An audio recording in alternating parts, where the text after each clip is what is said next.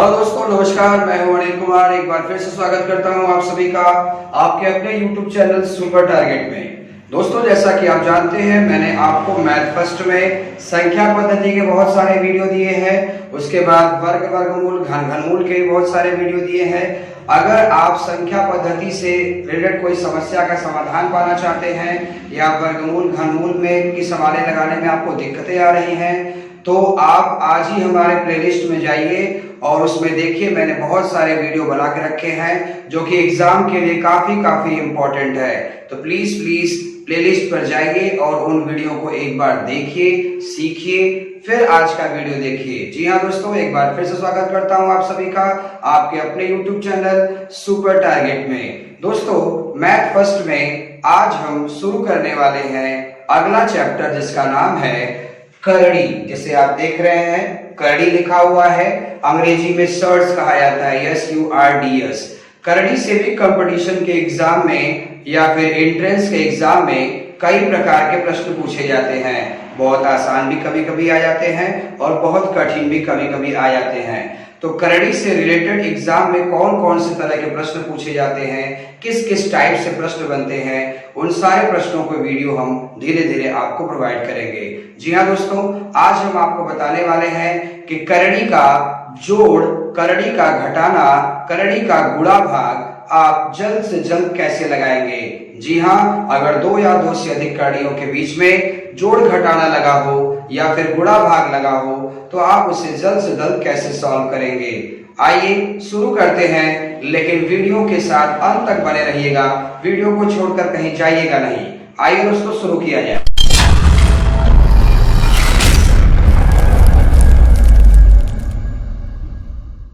दोस्तों, करड़ी का जोड़ घटाना सीखने से पहले आइए जान लेते हैं कि सबसे पहले करड़ी होती क्या है, करड़ी का डेफिनेशन, करड़ी का मतलब क्या होता है। बहुत सारे लोग करड़ी के सवालें तो लगा लेते हैं, परंतु करड़ी के डेफिनेशन ही नहीं जानते कि करड़ी का वास्तव में मतलब क्या होता है। आइए दोस्तों, अगर आप कॉपी पेन लेकर लिख रहे हैं तो स्क्रीन पर करड़ी का डेफिनेशन लिखा है, करड़ी का मतलब लिखा है किसी संख्या का कोई मूल ज्ञात करने का, किसी संख्या का कोई मूल ज्ञात करने का सांकेतिक नाम ही करड़ी है। जी हाँ, ये जो संकेत आप देख रहे हैं, यही करड़ी का संकेत है। ये जो आप संकेत देख रहे हैं, मैंने जूम करके बड़ा कर दिया है, यही करड़ी है।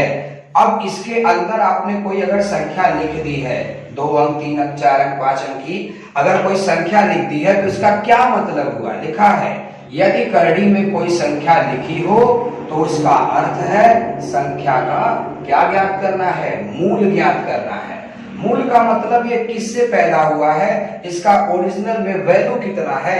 अब यहां लिख दिया आपने 100, आपने लिख दिया 196, तो 196 का मूल क्या है, 14 गुणे 14। अब मैंने 14 गुणे 14 दो बार ही क्यों किया। हो सकता है कि 2 गुणे 2 गुणे 2 गुणे 2 गुणे 2 कई बार करना पड़ा हो, लेकिन कैसे पता चलेगा कि 2 बार ही गुणा करने पर आएगा मूल, कि 3 बार गुणा करने पर आएगा मूल, कि 4 बार गुणा करने पर आएगा मूल। दोस्तों, ये डिपेंड करता है कि करड़ी की घात कहाँ लगी हुई है।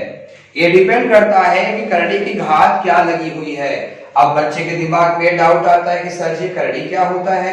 एक बार फिर से बताना चाहूंगा, किसी संख्या का कोई मूल ज्ञात करने का सांकेतिक नाम ही करड़ी है। यदि करड़ी में कोई संख्या लिखी हो तो उसका मतलब होता है संख्या का मूल ज्ञात करना है। करड़ी के कई रूप होते हैं दोस्तों। अब जैसे इस तरह से करड़ी लिखा हुआ है, करड़ी के अंदर अगर कोई संख्या लिखी है तो उसे क्या कहेंगे। करड़ी के यहाँ पर कुछ अगर कुछ लिखा है तो उसे क्या कहेंगे। इधर बाहर कुछ लिखा हुआ है तो उसे क्या कहेंगे। पहले ये सब नाम जान लेते हैं दोस्त। अगर करड़ी के अंदर कोई संख्या लिखा है तो उसे आधार कहा जाता है। और इस जो छोटा सा एरो आप देख रहे हैं, अगर यहाँ कुछ लिखा गया है तो इसे घात कहा जाता है। और अगर बाहर कुछ लिखा हुआ है तो इसे क्या कहा जाता है, गुणांक कहा जाता है। ये सब करड़ियों के अंदर, करड़ियों के साथ रहने वाले पदों के नाम है। तो इन नामों को जरूर आप याद रखिएगा कि करड़ी के अंदर जो लिखा है वो आधार है, एरो के अंदर जो लिखा है वो घात है, और बाहर जो लिखा है वो गुणांक है। एक बार मैं बताना चाहूंगा आपको कि करड़ी के एक नहीं कई रूप हैं। करड़ी के एक नहीं कई रूप हैं। अब कौन कौन से रूप हैं? अब जैसे कि ये करड़ी लिखा हुआ है, ये करड़ी लिखा हुआ है, अगर इस एरो के अंदर, ये एरो आप देख रहे हैं, अगर इस एरो के अंदर कुछ भी नहीं लिखा है, अगर यहाँ सादा है तो समझ जाइए कि यहाँ छोटा सा 2 लिखा है, मतलब इस रूप में हो सकता है या फिर इस रूप में हो सकता है। अधिकांश करके इसी रूप में देता है, लेकिन अगर यहाँ पर कुछ नहीं लिखा है तो आप समझ जाइएगा कि इसका घात क्या है, 2। तो घात अगर 2 लिखा रहेगा तो उसे कहा जाता है वर्गमूल। आपने लिखा है ना, यदि करड़ी में कोई संख्या लिखी हो तो इसका क्या मतलब है? संख्या का मूल ज्ञात करना है। तो कौन सा वाला मूल ज्ञात करना है भाई? 2 वाला मूल ज्ञात करना है कि 3 वाला मूल ज्ञात करना है कि 4 वाला मूल ज्ञात करना है? ये डिपेंड करता है कि उसके घात पर क्या लिखा गया है। तो घात पर अगर कुछ नहीं लिखा है या फिर 2 लिखा है तो इसका मतलब क्या करना है? वर्गमूल करना है। वर्ग मतलब आप जानते होंगे कि घात कितना रहेगा? 2 रहेगा। यानी अगर इसके अंदर कोई संख्या लिखी रहे तो उसका मुझे गुणनखंड करके 2-2 का जोड़ा बनाना होगा। अगर करड़ी बना के इस तरह से यहाँ पर 3 लिख दे तो इसका मतलब वो कौन सा मूल होगा? वो घन मूल होगा। यानी इसमें घात है 3, यानी अंदर की संख्या जो भी लिखी गई होगी उसे गुणनखंड करके आपको 3-3 का जोड़ा बनाना होगा। अगर ऐसे करड़ी बनाकर यहाँ पर छोटा सा 4 लिख दिया गया है तो इसका मतलब आपको चतुर्थ मूल निकालना है। चतुर्थ मूल मतलब घात हो जाएगा 4, यानी अंदर जो भी संख्या लिखी गई होगी गुणनखंड करके उसका मुझे 4-4 का जोड़ा बनाना होगा। तो दोस्तों ऐसे करड़ी के घात में कुछ भी लिख सकता है, वो वर्गमूल हो सकता है, घनमूल हो सकता है, चतुर्थ मूल हो सकता है, पंचम मूल हो सकता है, षष्ठम मूल हो सकता है, यहाँ कुछ भी लिख सकता है। तो घात में जो कुछ भी लिखा रहेगा समझ जाइए उतना मूल निकालना है उसका। तो आपने फिर से परिभाषा पढ़ लीजिए, किसी संख्या का कोई मूल ज्ञात करने का सांकेतिक नाम ही करड़ी है। मैं एक बार फिर से बता देता हूं, अगर ये करड़ी लिखा है तो अंदर कोई संख्या है तो उसे आप क्या कहोगे? आधार कहोगे। और इस एरो में अगर कुछ लिखा हो या न लिखा हो उसे आप घात कहोगे। अब बाहर जो लिखा रहेगा उसे आप क्या कहोगे? गुणांक कहोगे। तो दोस्तों ये तो थी करड़ी की जानकारी। कल को अगर आपसे पूछे कि करड़ी क्या होता है तो आप तुरंत बताइएगा कि करड़ी में कोई लिखी गई संख्या का मतलब है उस संख्या का मुझे मूल ज्ञात करना है। मूल मतलब गुणनखंड करके उतने उतने का जोड़ा बनाना है। अगर घात 2 लिखा है तो 2-2 का जोड़ा बनाना है, घात 3 लिखा है तो 3-3 का जोड़ा बनाना है, घात 4 लिखा है तो 4-4 का जोड़ा बनाना है। तो मेरे हिसाब से आपको करड़ी क्या है ये समझ में आ गया होगा, करड़ी की पहचान भी समझ में आ गई होगी। आइए देखते हैं आगे। दोस्तों 2 या 2 से अधिक करड़ियों के बीच में अगर जोड़ घटाना आ गया हो या फिर गुणा भाग आ गया हो तो उसे चुटकियों में या फिर जल्दी से कैसे लगाया जाए, तो वही टॉपिक आज हम आपको पढ़ाने वाले हैं, जिसमें से सबसे पहले जान लेते हैं कि करड़ियों का जोड़ घटाना कैसे लगाया जाए। अगर 2 या 2 से अधिक करड़ियों के बीच में जोड़ आ जाए, मतलब प्लस आ जाए या फिर माइनस आ जाए या फिर प्लस माइनस दोनों आ जाए, तो फिर आप उसे कैसे सॉल्व करेंगे?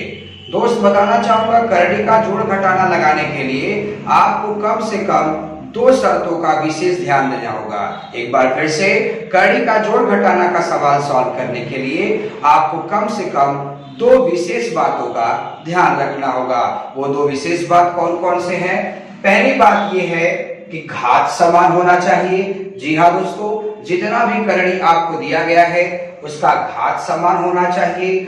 और दूसरा शर्त ये है कि जितना भी करड़ी आपको दिया रहेगा उसका आधार समान होना चाहिए। अब अगर बच्चा आप ये सोच रहे हो कि सर जी घात और आधार क्या होता है, तो अभी तो मैंने बताया कि अगर कोई भी करड़ी आपको दिया गया है तो उसके अंदर लिखा हुआ संख्या आधार होता है, और ये जो बाहर आप तीर देख रहे हैं इसके अंदर कुछ लिखा हो या न लिखा हो उसी को कहते हैं घात।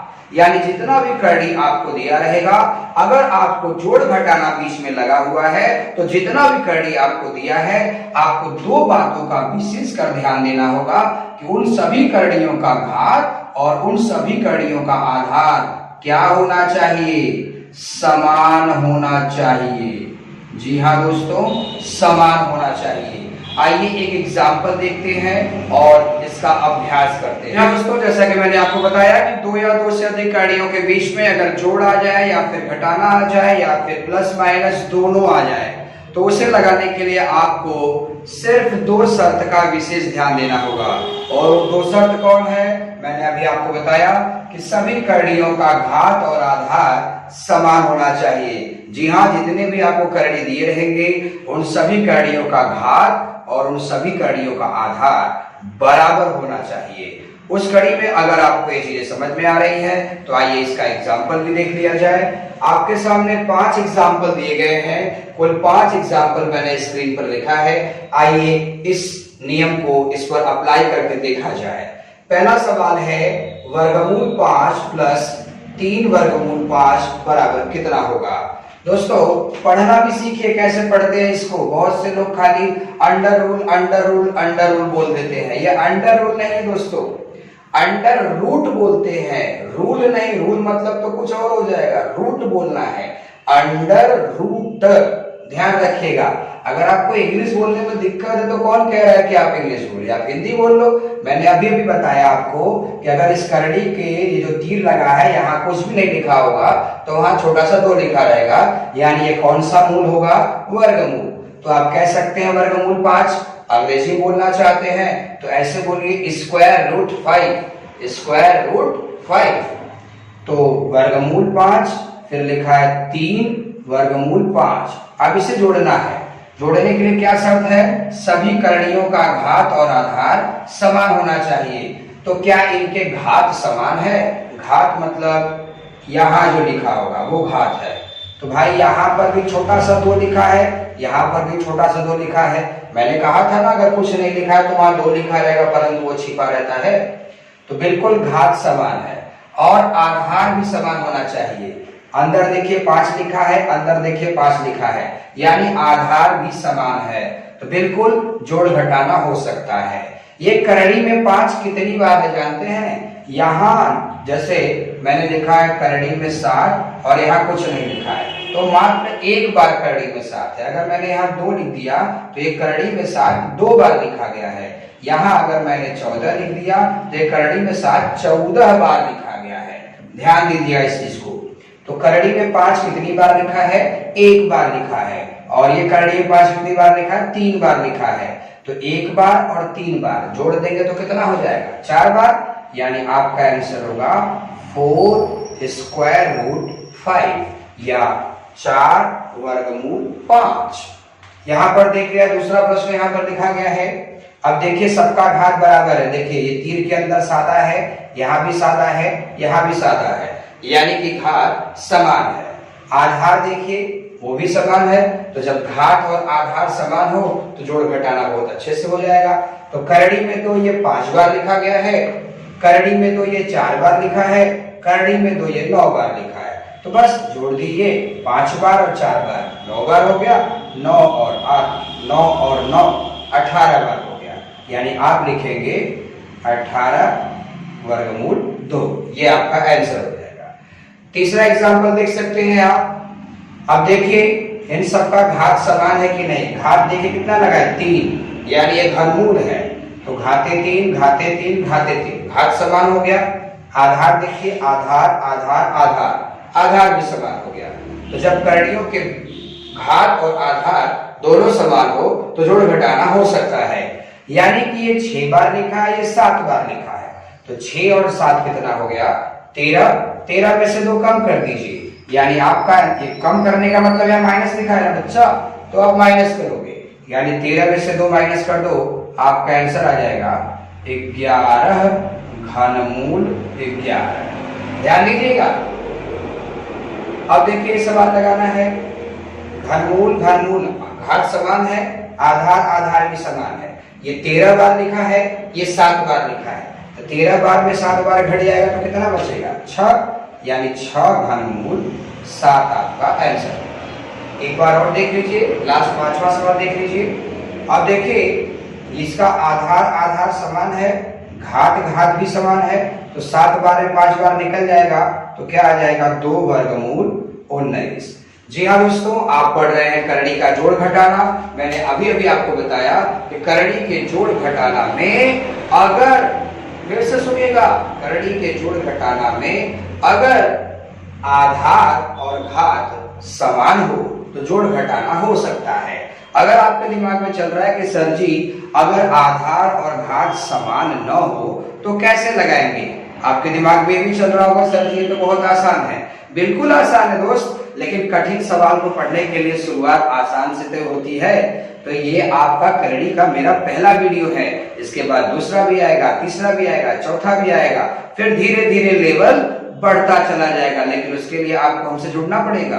तो फटाफट हमारे चैनल को सब्सक्राइब करके बेल आइकन दबा दीजिएगा ताकि आपको हमारे आने वाली वीडियो का नोटिफिकेशन भी मिलता रहे।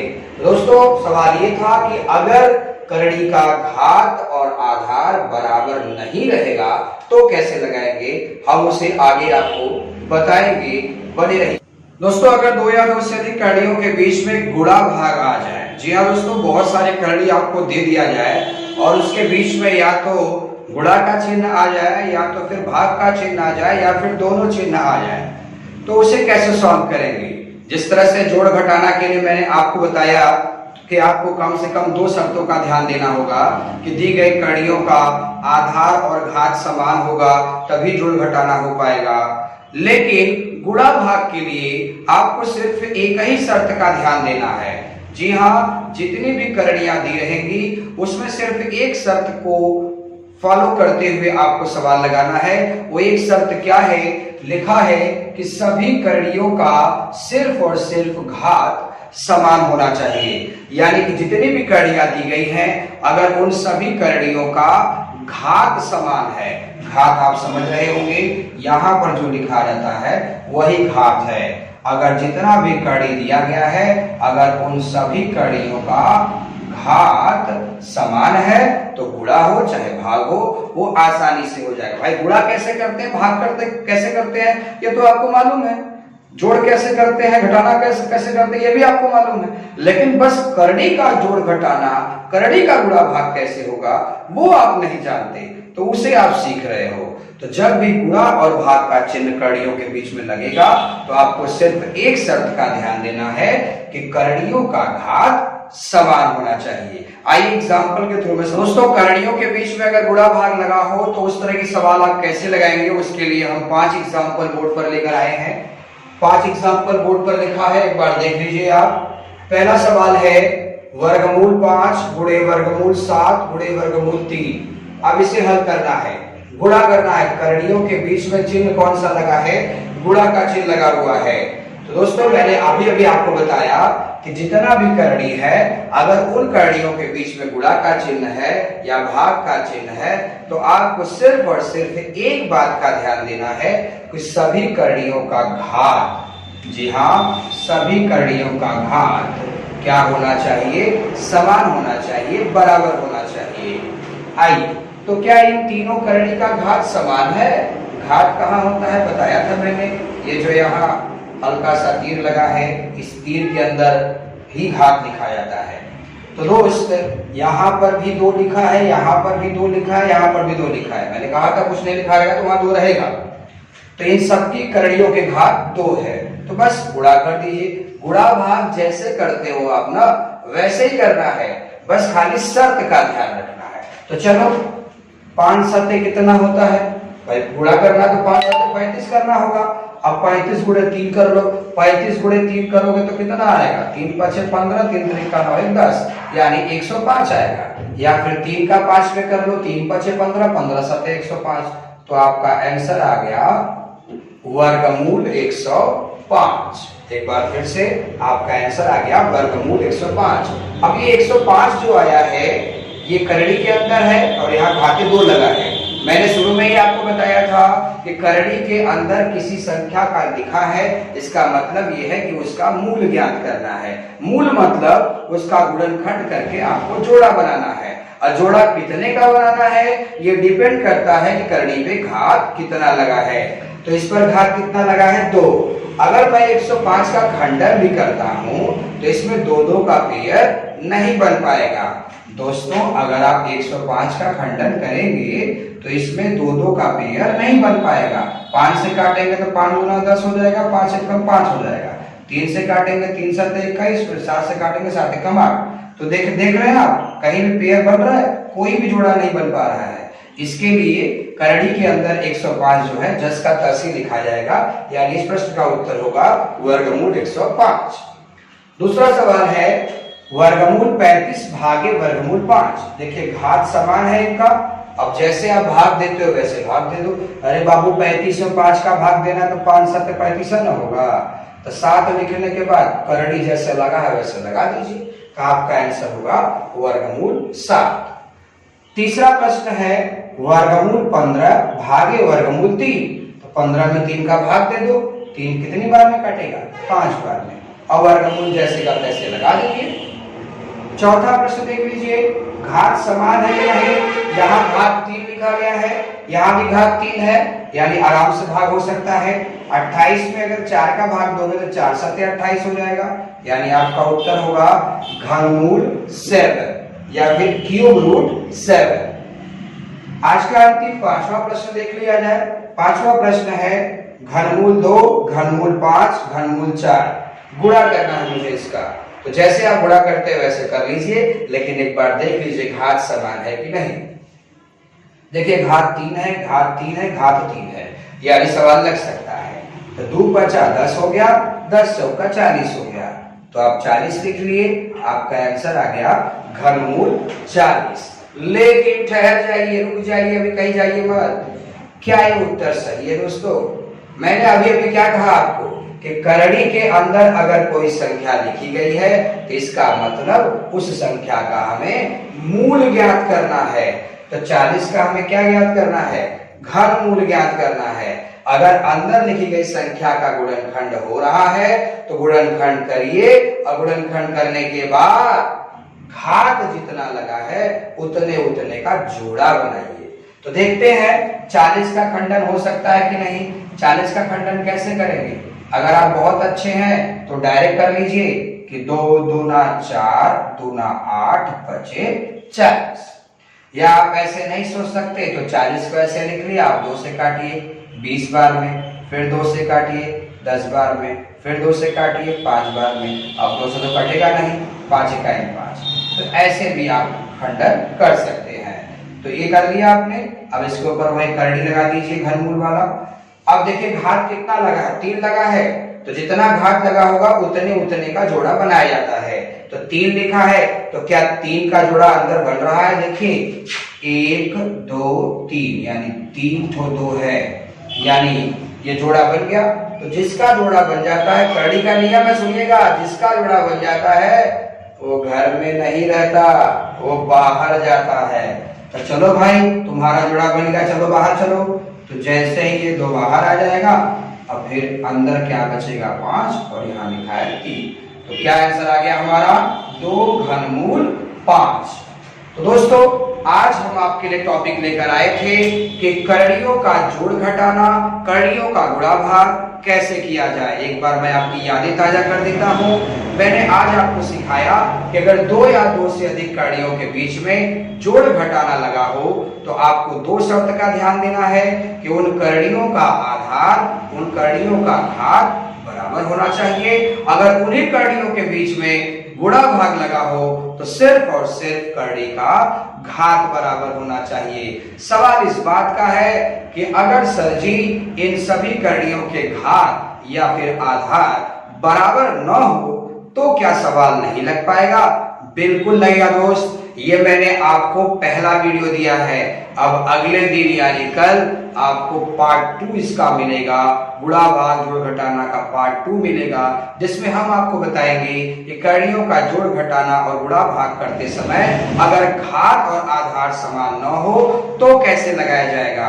इसलिए दोस्तों, अगर आप हमारे चैनल पर नए हैं तो फटाफट चैनल को सब्सक्राइब कर दीजिए, लाइक कर दीजिए और अपने दोस्तों में भी शेयर कर दीजिए, ताकि आपको हमारी आने वाली अच्छी अच्छी वीडियो का नोटिफिकेशन मिलता रहे। मुलाकात फिर होगी, तब तक के लिए धन्यवाद।